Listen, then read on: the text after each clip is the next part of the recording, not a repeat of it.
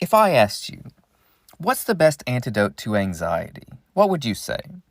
What's the best weapon, the best shield you can wield against it? Now, you might say prayer or meditation or exercise or spending time with people you care about. And I think all of those things are good. I think they're important. But sometimes, and this feels so weird to say, but sometimes the best antidote to anxiety is just logic. And sometimes logic gets a bad rap, especially in the church world, because we're supposed to have faith, right? Faith in what we can't see. So faith is kind of held up on this pedestal, and actually having evidence in your hand is somehow seen as less than. And personally, I just know because I've observed that sometimes I feel anxious about something, and I think back to a year ago, 2 years ago, 3 years ago, when I felt anxious about literally the exact same thing, in literally the exact same place physically, possibly even wearing the same clothes. And of course, we as humans have the magical and mystical ability to go into the future and imagine all the terrible outcomes and all the calamity. And more often than not, the calamity is more bark than bite.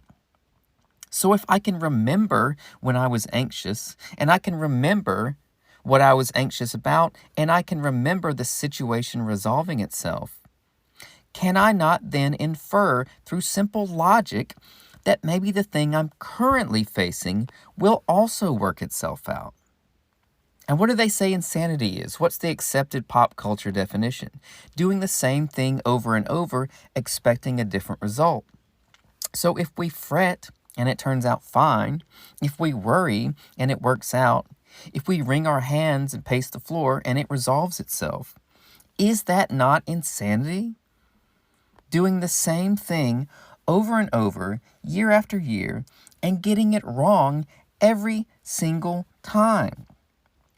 Worrying and expecting the worst, and then worrying about the next thing, and then worrying about the next thing.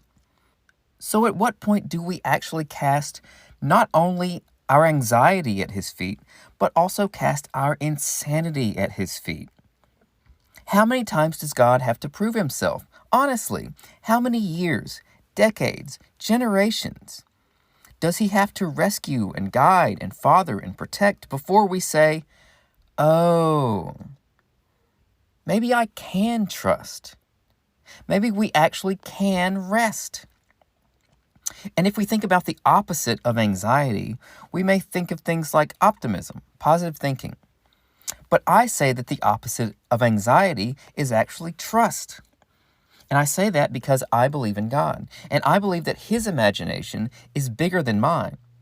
And he can engineer things for me that I probably don't even think I'm capable of. So it's not my optimism, it's my trust in his optimism.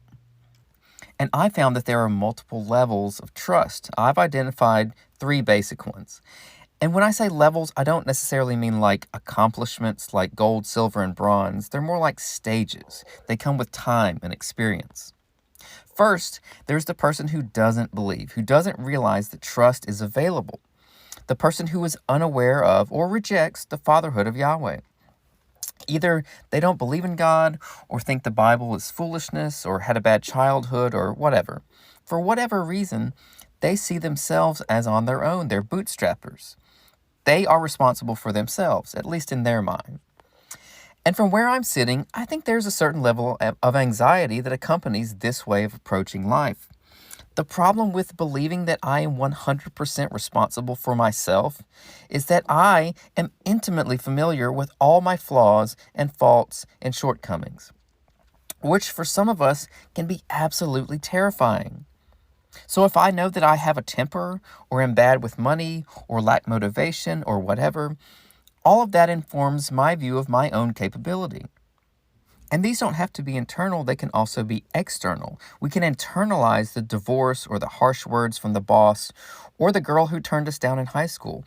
And all of that, like I said, can shape our own beliefs about our abilities. So if you don't know God, don't believe in him, aren't convinced that he loves you, is for you, wants to father you, the world can be a lonely place and scary and challenging. You're a pretty small fish in a pretty big pond. Next, you have the person who knows they should trust. This is an interesting one because I think a lot of us get stuck here. This person believes that God exists, that Jesus died on a cross, that they're going to heaven or whatever eventually, all that stuff. They have a head knowledge of trust. They've memorized Bible verses about trust, but they have yet to be fully immersed in the lifestyle of trust. Now, this person sees value in the stories in the Bible, but is highly trepidatious at the thought of actually living the lifestyle of these characters. In other words, they have faith in the Bible, but not the faith of the Bible. Like, they appreciate Moses and Abraham and Noah and David and Paul stepping out and taking risks. They appreciate Peter walking toward Christ on water. They just don't think they're capable of the same faith, or don't believe that Yahweh is willing to extend the same grace and protection. And you'll find them saying things like this. Oh, I trust you, Lord. I just trust you. Oh, Lord, I trust you. I trust you. I trust you, Lord. Oh, Jesus, Jesus, Jesus. Oh, Jesus, I just trust you, Lord, Lord, God, I just trust you. I trust you, Lord Jesus. Oh, Jesus, I just trust. And if we're honest with ourselves, maybe the more we feel like we have to say something, the less we actually believe it. If you need to tell God you trust him 30 times a day, or 130 times a day? Is it to remind him, or is it to remind you? And for this person, for every I trust you, there is a deep and labored breath. For every I put my life in your hands, there is a wringing of theirs. Next, you have the person for whom trust has become a lifestyle. Trust is non-negotiable. It is as natural as breathing. Now, this person has been through some stuff. They've got some stories to tell. They might be in the midst of one right now. Now, this person will often seem to others as being a free spirit or perhaps even irresponsible, because trusting God means relinquishing trust in ourselves, our effort, our energy, our know-how, our strength. Sometimes we're in such deep mess that we recognize that no single human can fix it. So we basically have two choices. We let it drive us crazy, either because we're under the assumption that there is no God or that he is able but not willing, or we keep going and trust our Abba. And person number 3, the person for whom trust has become a lifestyle, their confidence is not the result of being super spiritual or reading the Bible more than the other two. It is the result, sometimes, of simple observation. Observation of all the times Yahweh stepped in, all the times it worked out, all the times that which was lost was added back and added back in abundance. Now, interestingly enough, you might assume that person number 1 would be the most anxious, the person who flat out doesn't believe that Yahweh is looking over him, desires to father him, is keeping him safe, etc. But I think it's person number 2 who is in the toughest spot. And I can tell you from years of personal experience that it is extremely taxing to believe that something is available to you, but not believe you have what it takes to accept it. To feel like it's right there, right in front of you, and you just can't grab it. You feel like other people can grab it. You witness other people who you think have grabbed it, but you come to the sad and tragic conclusion that maybe it's not for you. Or maybe it's for your children, or not for this lifetime. And the circumstances for person 2 and person 3 may be identical. In fact, it may actually be worse, at least on paper, for person 3. The debt may be bigger. The diagnosis may be worse. The family member may seem further away from God. So for person number 3, it's not the circumstances that dictate the level of peace. This person has learned how to allow the level of peace to begin to dictate the circumstances. Peace and rest and trust begin to negotiate the terms of settlement. Let me say that again because it gives me chills every single time. For the person who just will not accept defeat, that person who refuses to meet compromise at the negotiating table, peace and rest and trust will begin to negotiate the terms of their settlement. And I'll remind you that nowhere in Scripture are we compelled or required to muster up our own peace.